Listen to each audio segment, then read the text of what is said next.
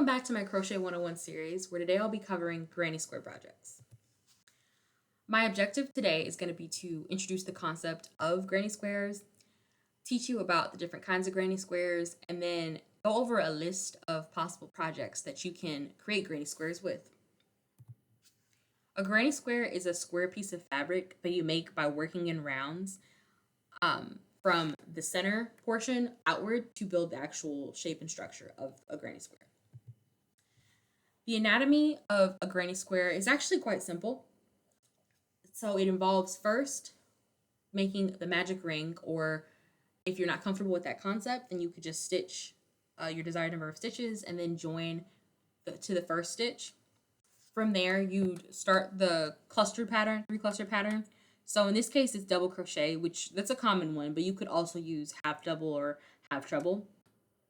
So you do the cluster, and then in this case, because it's the first round, you only do one. So then you chain, in this case, 2 for the corner, and then do each side again and just repeat that. But then once you keep increasing the different rounds, the number of clusters that appear on each side start increasing and growing. Now, when I talk about anatomy, do note that this is for a traditional or a classic granny square, but there are different kinds. So that brings us to the next concept, which is going over the different varieties there is.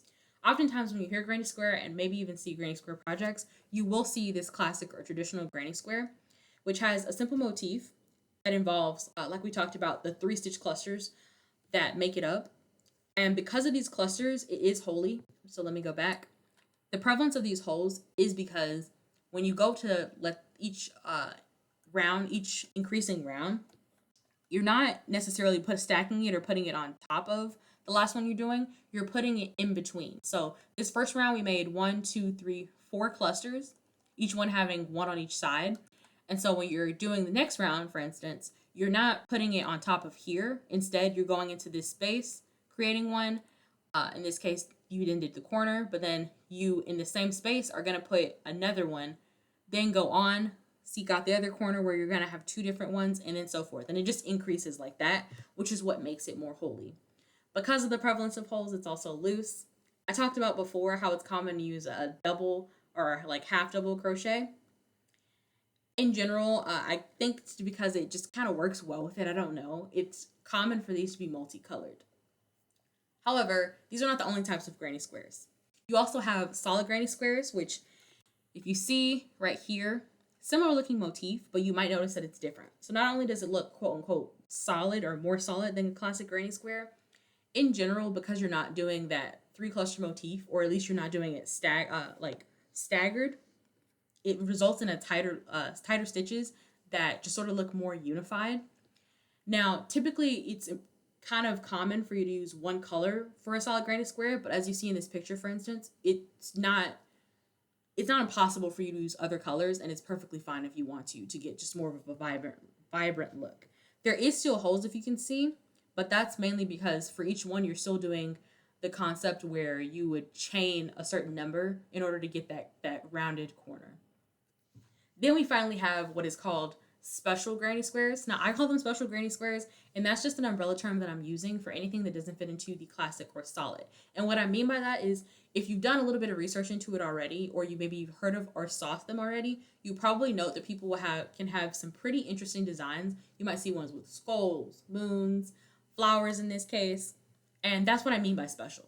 They're made by first starting in the round and making whatever emblem or design you want to, and then using the concepts overall of both classic and solid granny squares, you would then make it into an actual square so that you can then use it in the projects that we're going to be talking about. Before we continue on into the list, I did want to mention one thing, which is that you are going to possibly see 2 different types of patterns whenever you're getting into making granny squares. So you can have this simple basic written instruction patterns, which pretty common because most people that's what we can read. But you also might see something like this, which is more pictorial. So these are charts, and oftentimes they'll include the legend because across different charts you might have slight differences. But overall, the general gist is that you'd have your chains, which are represented by circles, And then you have your crosses that have some sort of notches in them, depending on what kind of stitch it is. So in this case, we know that the notch with uh, the cross with two notches would result in a double crochet, and then a slip stitch would be a dot. So to read this, for instance, you would say that it's 1, 2, 3, 4 chain stitches at the beginning. Before slip stitching into that, you would chain 3 to start, and then in this case, I believe it's going this way. I really think it could go either way, but I say this way because this has a dot right here, which would indicate the end of a row. But anyway, you would chain 2, then go into doing your 3-stitch cluster and going around with what we talked about, where you're doing the corner, 3-stitch cluster, and so on and so forth. They're fairly easy to read, but I can understand, like, depending on how you like learning things, that it might be a little bit more foreign territory. But without further ado, let's get to the actual list of projects. First, we have bags. So these are very cute, but also simplistic. They're kind of the middle ground, I would say. I think one of my first Granny Square projects that actually motivated me to want to do Granny Squares was a bag. And that's because, like, you don't have to do quite as many Granny Squares, but there also are projects where you don't have to do as many. The one thing I will say about these is that because it is a bag, you probably want to put stuff in it. And if you put something in it as is, like enough stuff, it's susceptible to sagging and stretching, especially along the strap areas, which is why a lot of designers, they'll incorporate special stitches in order to decrease the amount of stretch. But still, if you want to get like the best usage out of your bag, it is recommended to sew in like a liner or something to improve functionality as well as strength. Next up, we have blankets. And these are really nice because, similar to the bags, they're functional. You can use them. They're great for like winters, and they just look really nice. They kind of give a quilted effect, and you can make them into, different individualities. So, like, for instance, between these and these, they use the same type of granny square, and even like the same, maybe similar seam method, because they're using a seam method that incorporates doing almost like what looks like a border, but it's in different colors. But they still look different enough, and you can tell that there are slight and little differences with them. The only thing that doesn't necessarily make this beginner friendly is that it can be time consuming. You have to do a lot of squares.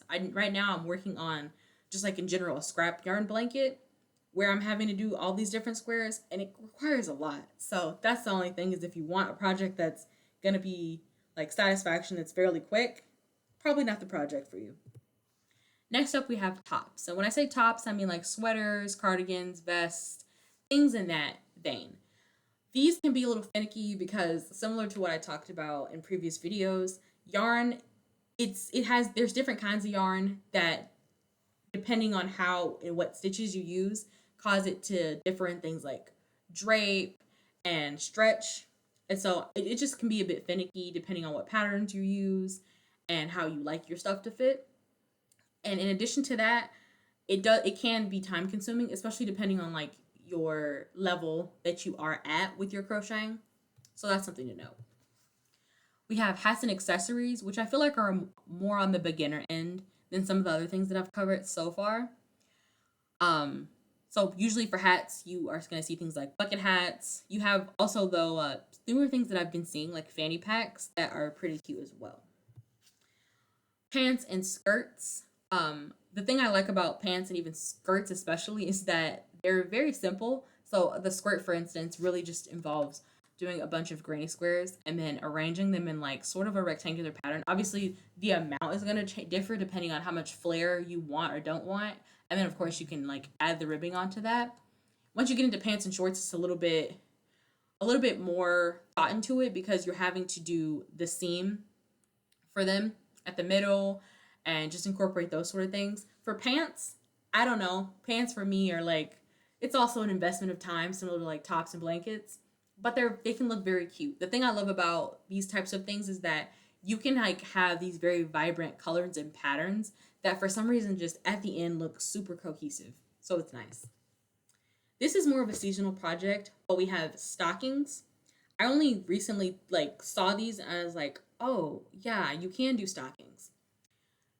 The caveat, though, is that similar to bags, you really would want to sew some sort of liner in there, because for most people, like, you can get away with if you're just doing for decoration a stocking, but if you're actually going to put something in there, you don't want the stuff to like fall out depending on how small it is, or peek out, or run the risk of like sagging it too much that it like falls off. So I would just do a lining similar to the bag. Finally, we have pillowcases. And I feel like of all the things that I've covered on this list today, this is probably the one thing that like, if I said, if you want to do a granny square project like today or tomorrow, you would probably want to do this one because it doesn't involve very many. So for these left and right ones, for instance, it looks like it's only about, what is it, 18 squares for like a small cushion maybe. So you can complete it very quickly. For the middle one, even like it's probably more squares, but that also it could be because you either have a bigger pillow or because you're making the square smaller. But if, for instance, if you wanted to make like the back side of it or something like this, you could just do a granny square that's like bigger than usual.